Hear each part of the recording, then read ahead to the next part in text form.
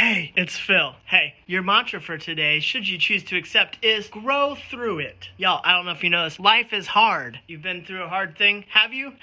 I want you to think about a time in your past, maybe a distant memory where you thought, I'm not going to make it past this. Now I want you to think about today, when you've made it past it. Are you the same person you were? Maybe in a lot of ways, and maybe not. And I kind of think not, if it's a distant past. There's a time not too long ago, a year ago, it was a scary moment for our family. And the nurse said, I'm glad you didn't wait one more day. There was a lot of worry, a lot of fear, and it resulted in a very intense week of observation, of just making sure everything is progressing in the best possible way. As we got through it, we were able to look back and say, man, we've come a long way. And coming a long way, to me, sounds like growth. There's a mantra that my wife and I have adopted that goes like this: the only way out is through. But sometimes we see the obstacles and we just want to go around it. Well, guess what? It doesn't work that way often. You can't go over it, you can't go under it, you can't go around it. I guess you got to go through it. Have you heard this prayer? It's called the Serenity Prayer. And the first part goes like this: grant me the serenity to accept the things I cannot change, the courage to change the things I can, and the wisdom to know the difference. And a lot of times the prayer for people ends right there, but it's a much longer prayer, and there's a section in this prayer that goes like this: help me to accept hardships as pathways to peace. And friends, for me, this turns it on the head that bad things or negative things that happen aren't obstacles. They are, in fact, the way